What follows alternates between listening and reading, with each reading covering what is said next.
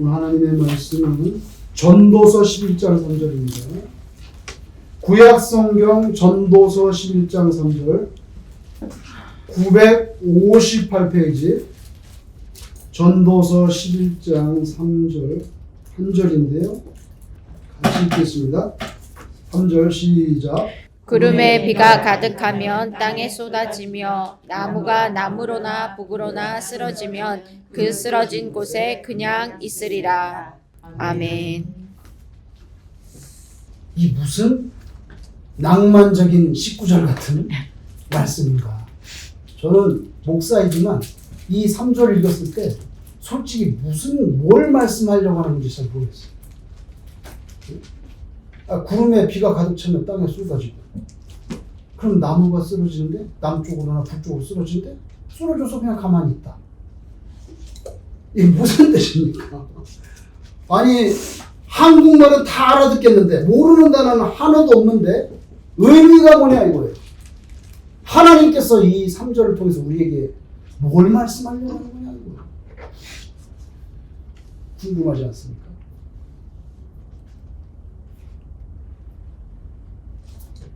영국의 시인 중에 윌리엄 워즈워드가 쓴 시 중에 무지개가 있는데 그 첫 구절을 이렇게 시작된다. 한국말로 나는 my heart, 나의 가슴이 뛴다.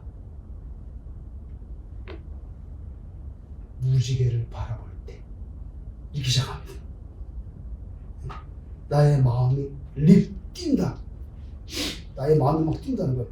무지개를 바라볼 때. 그 다음에 어릴 때 바라볼 때나 어른 돼서는 항상 가슴이 뛴다. 이렇게 나옵니다. 근데 지난 주간에 이 3절 말씀을 읽고 제가 이 무슨 말이야?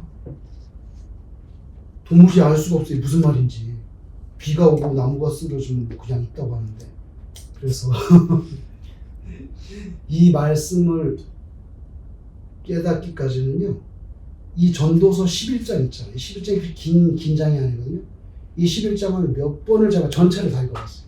이 11장만 몇 번 곱씹어서 읽어보니까 이게 무슨 말인지 알겠더라고요. 그러니까 3절만 읽어서는 솔직히 이 무슨 낭만주의 19절이야. 근데 11장 전체를 읽어보니까 무슨 말씀인 줄 알겠어요. 그래서 저도 지난 주간에 가슴이 뛰었어요. 이게 이런 뜻이었구나. 가슴이 뛰었어요. 자연의 불가항력적인 법칙. 구름이 무거워지면 비로 내려온다. 그리고 또 결과의 고정성. 나무가 넘어집니다. 남쪽으로 넘어지든지 북쪽으로 어쩌고 넘어질 거 아니에요? 넘어져 있으면 그건 끝난 거예요. 그거 어떻게 할 수 없다는 거예요. 결과의 고정성. 이게 무슨 말인가? 그럼 먼저 구름과 비에 대해서 한번 생각을 해봐요. 구름 속에 이제 과학적인 용어를 하자면 복잡하겠지만 그냥 간단히 말하면 구름 속에 물이 가득, 수증기가 가득 차면 때가 되면 하나님께서 전기작용을 해가지고 비로 땅에 쏟아집니다. 구름이. 이건 자연스러운 인과응보적인 물리법칙이에요. 그죠? 구름에 물이 가득 차면 하나님께서 역사에서 다시 쏟아지는 거. 가득 차니까 쏟아지는 거. 인과응보적인 물리법칙입니다. 그런데 나무가 쓰러지는 거. 나무가 남쪽으로 쓰러지든지 어느 쪽으로 쓰러지든지 간에 한번 쓰러지면 그 자리에 그대로 고착된다는 거예요. 결과의 고착. 인간의 통제 불능을 말하는 겁니다. 한번 쓰러지면 그대로 가면 그대로 썩는 거죠. 이 말씀은 인간이 세상의 모든 변화와 때를 다 알 수도 없거니와 언제 비가 올지 모르잖아요. 그죠? 다 알 수도 없거니와 비가 쏟아지면 비가 쏟아지면 나무가 폭우가 쏟아지면 넘어질 수가 있는데 그 사건이 발생한 후에는 그것을 되돌릴 수 없다는 것을 가르쳐 줍니다. 구름에 물이 가득 차면 땅에 쏟아집니다. 그러면 폭우를 맞은 나무들이 쓰러집니다. 어느 쪽으로 쓰러지든 그냥 그대로 쓰러진 채로 있게 되느니라.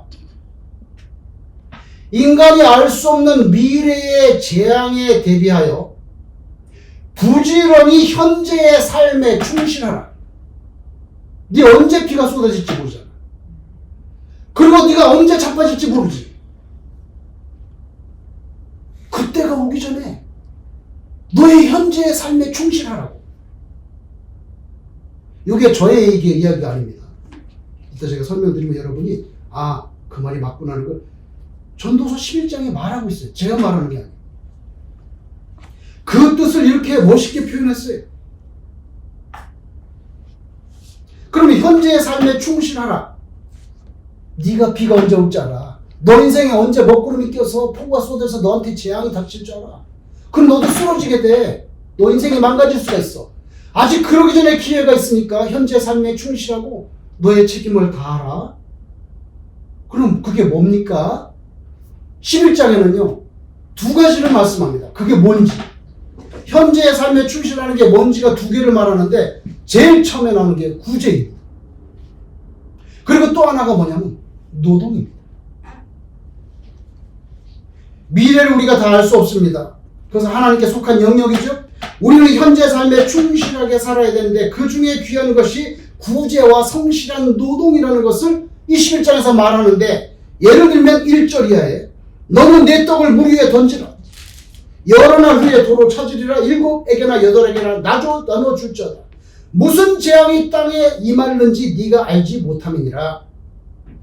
언제 너한테 재앙이 오면 그때는 네가 가진 게 많이 있어도 나눠줄 수도 없어. 그러니까 아직 그런 재앙이 오기 전에 네가 건재할 때에 네 떡을 물에 던지라는 거예요. 베풀으라는 거예요.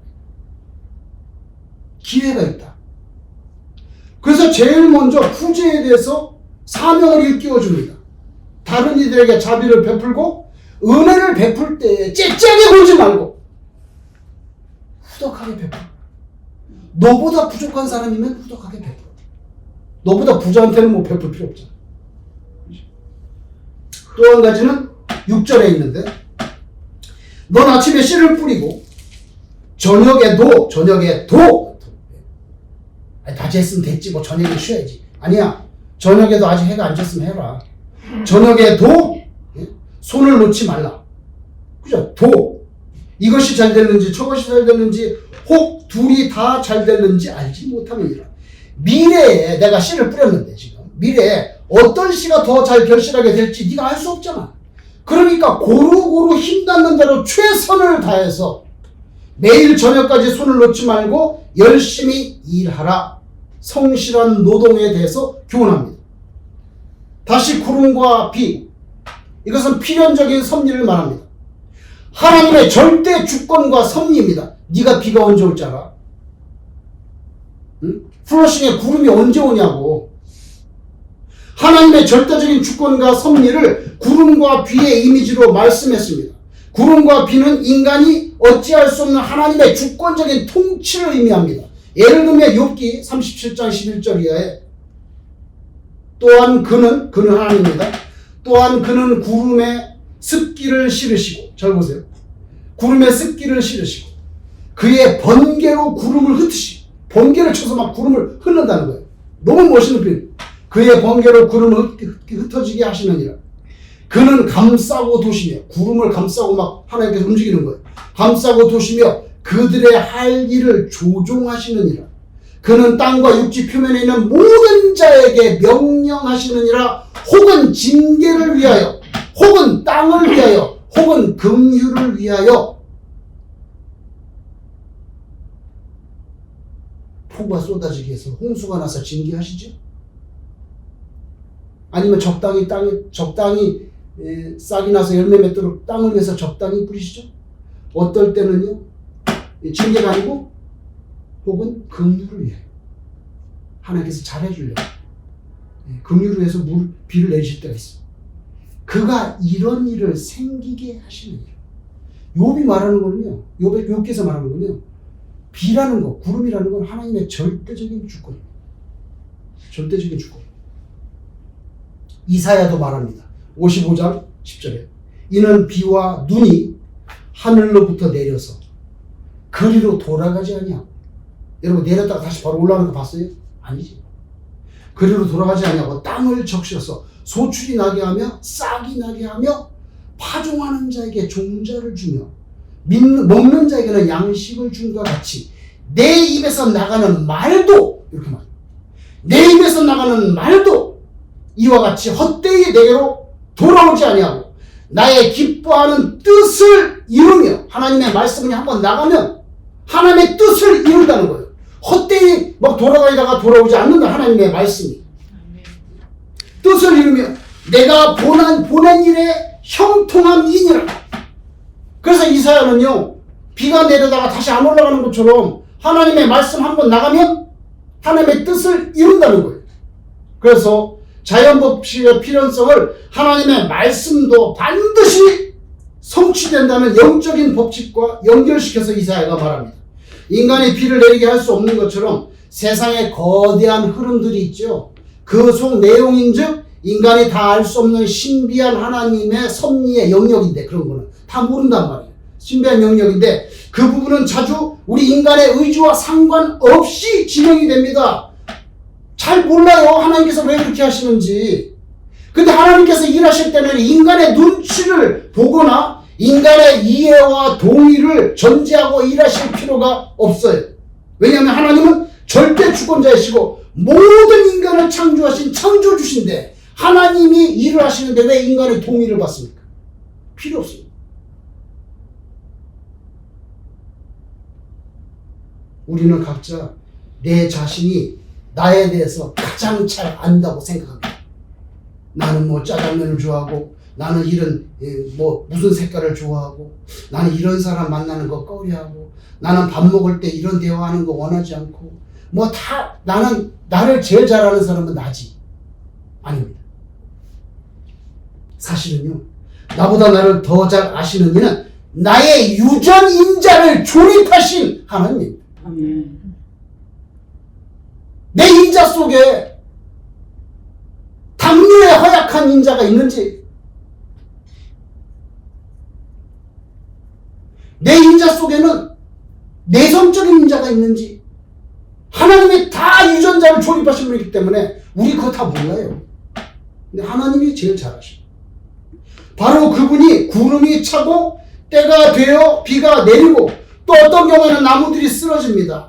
여러분, 심는 대로 거둔다는 법칙이 있습니다. 그것뿐만 아니라 동시에 인간이 제어할 수 없는 보편적인 은총 혹은 재난의 불가항력적인 면을 오늘 이 3절이 말해줍니다.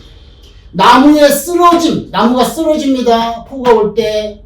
종말론적인 고정성입니다. 기회의 제한성, 기회가 제한되어 있다는 거예요. 우리가 500년 동안 살잖아요. 기회의 제한성, 죽음의 확정성, 나무가 한번 쓰러지면 그 자리에 그저 고착될 수밖에 없다는 것은 인생의 유한함, 기회의 소중함. 유한하니까 소중한 거지. 영원히 나한테 시간이 주어지는 게 아니에요. 폭우를 맞아 쓰러지기 전에, 그러니까 폭우를 맞아 쓰러지기 전에 남쪽으로 넘어지거나 북쪽으로 꺾이거나 그렇게 되기 전에 열심히 하나님이 주신 생태적인 원리대로 광합성을 하고 부지런히 뿌리에서 물을 빨아 올려서 동쪽이나 서쪽이나 나름 가지를 길게 들이오고 잎을 펄럭거리면서 자랄 수가 있습니다. 성장할 수가 있습니다. 그것은 나무의 기회입니다. 오늘 11장이죠. 11장 9절을 제가 읽어볼게요. 청년이여, 네 어린 때를 즐거워하며 네 청년의 날들을 마음에 기뻐하여 마음에 원하는 일들과 네 눈에 보는 대로 행하라. 네 마음대로 살아라는 거예요. 나무가 아직 넘어지지 않았어요. 네 마음대로 살아라. 그러나 하나님이 이 모든 일로 말미암아 너를 심판하실 줄을 알아. 네 마음대로 살아라. 그런데 어느 날 비가 쏟아집니다. 하나님의 절대 주권이에요.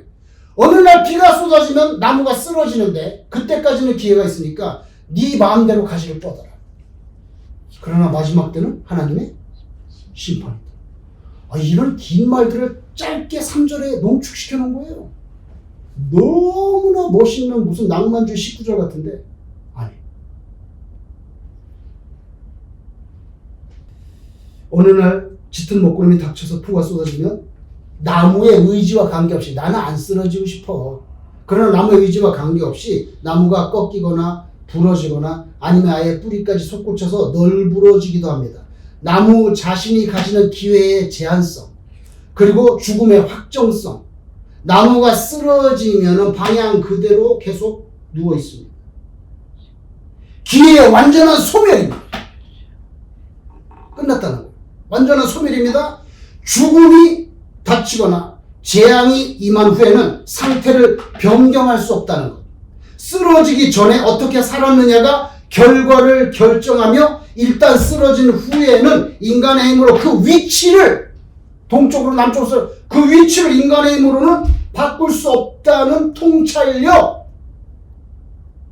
그 쓰러진 곳에 그냥 있으리라. 3절에 죽음입니다. 히브리서 9장 27절. 한 번 죽는 것은 사람에게 정하신 것이요 그 후에는 심판이 있으리. 오늘 11장 3절과 딱 직결되는 구절. 나무가 쓰러진 방향이 결정되는 것처럼 인생의 끝, 죽음 이후에는요, 상태를 바꿀 수 없어요. 뭐 북쪽으로 쓰러져서 그대로 있는 거지 그걸 아무도 바꿔주지 않아요. 상태를 바꿀 수 없다는 종말론적인 확정성. 전도서 9장 10절. 네 손이 이를 얻는 대로 힘을 다해야 할지어다. 네가 장차 들어갈 수월에는 뭡니까? 네가 죽음의 강을 건너게 되면은 일도 없고 계획도 없고 지식도 없고 지혜도 없음이니라. 그러니까 비가 오기 전에 일해야 된다.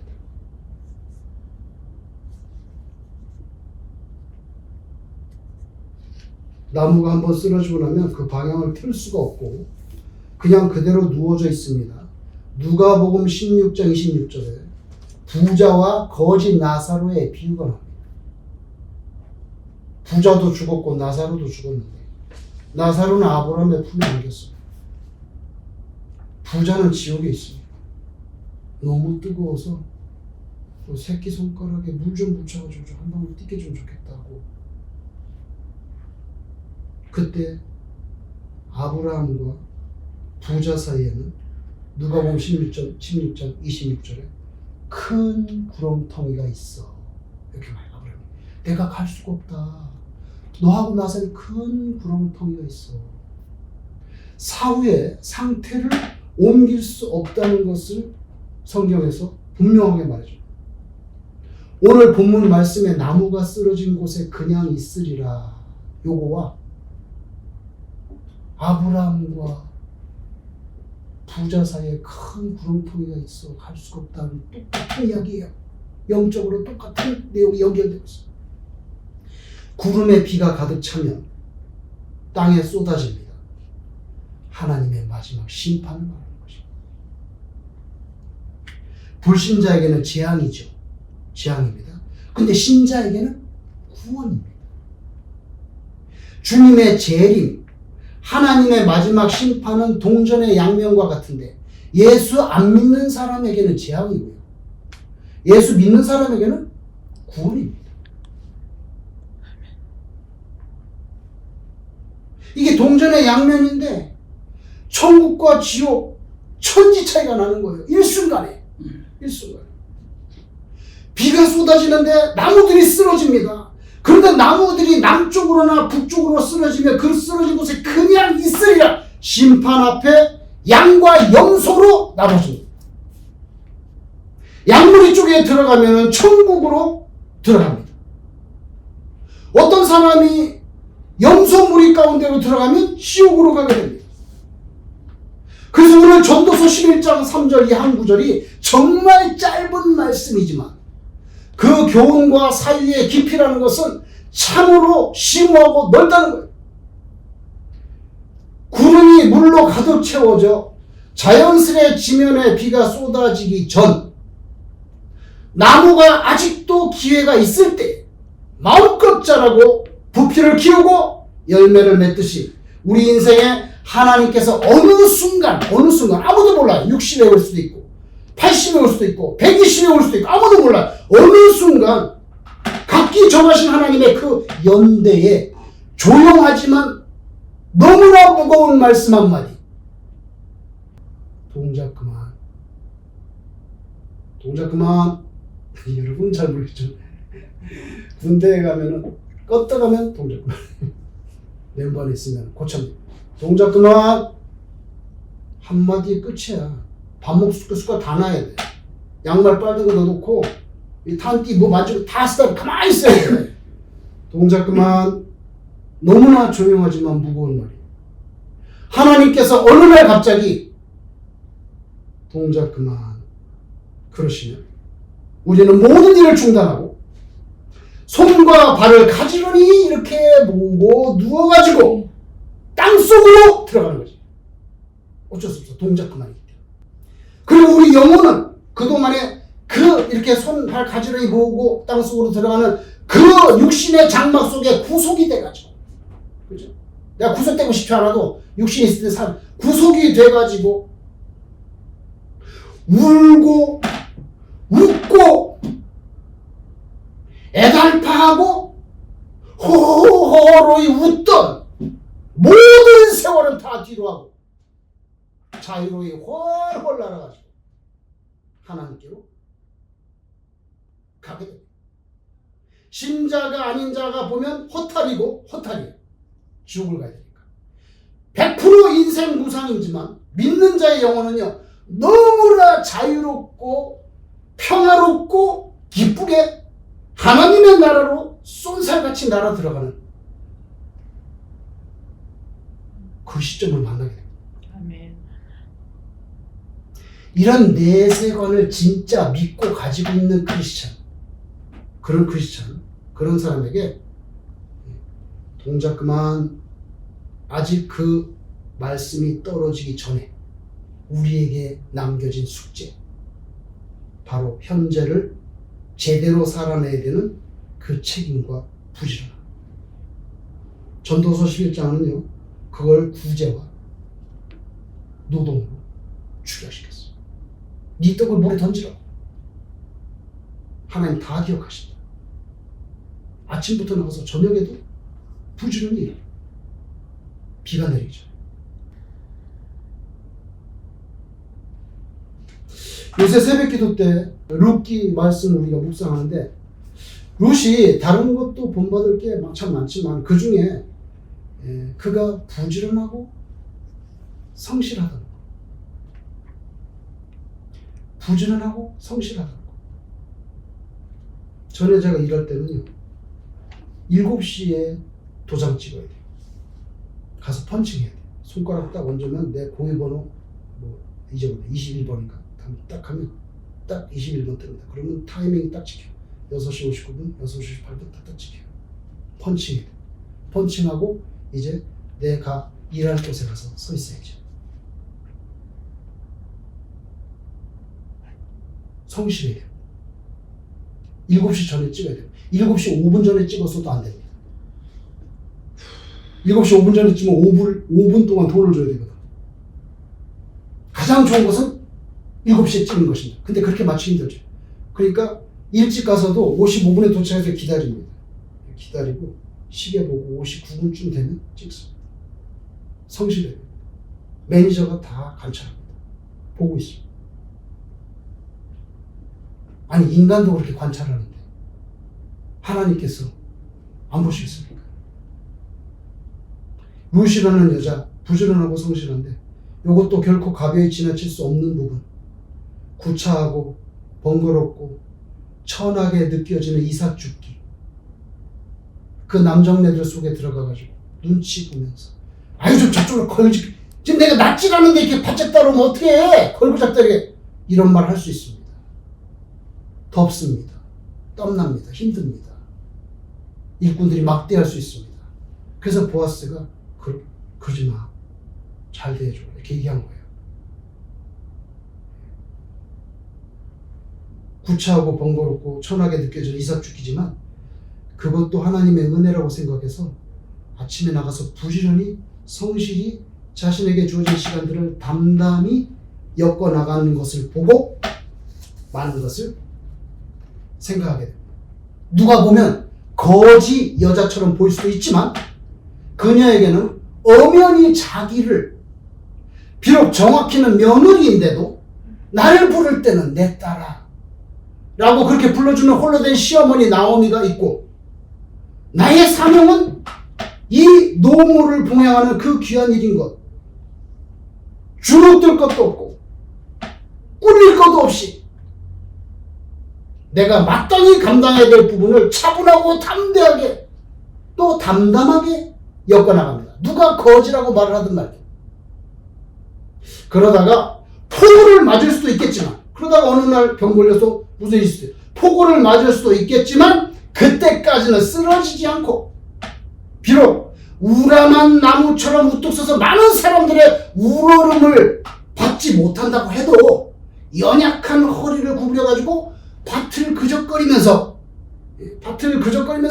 한 알의 이삭이라도 허들을 보지 않고 정성껏 주워가지고 모으는 이 여자.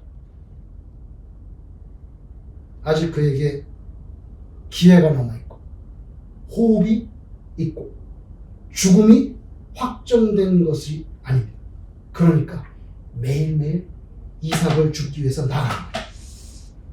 여러분, 인간이 통제할 수 없는 자연의 법칙, 비가 내리는 것, 그리고 돌이킬 수 없는 결과의 엄중함, 나무가 남쪽으로 쓰러지거나 북쪽으로 쓰러지는 것, 마찬가지로 마지막 때에도 하늘로부터 임하는 하나님의 심판, 그리고 쓰러지는 사람들,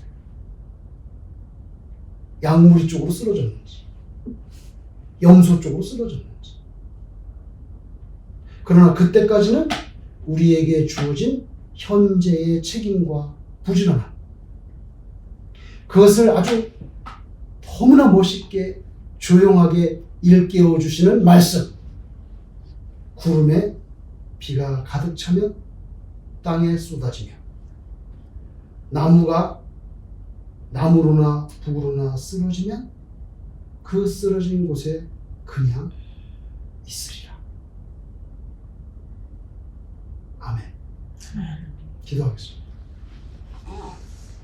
하나님 아버지, 우리는 언제 폭우가 쏟아질지 모르는데 절대 주권자 하나님께서 동작 그만 하시고 우리를 부르시면 그때가 우리에게 폭우가 쏟아지는 때인데, 제가 남쪽으로 쓰러질지 북쪽으로 쓰러질지 한번 생각해 보게 하여 주옵소서. 아멘. 큰 구렁텅이가 있어서 아무도 왕래할 수도 없고 쓰러진 방향을 누가 다시 교정해 줄 수 없는 그 결과의 고정성, 이 무서운 진리 앞에서 하나님, 우리 할렐루야 성도님들 오늘도 주님을 바라보며 현재 우리에게 주어진 이 구제와 부지런함, 예수 믿는 사람이니까 더 열심히 잘 감당하여 하나님께 영광이 되는 인생이 되게 하여 주옵소서. 아멘. 예수님 이름으로 기도드리옵나이다. 아멘.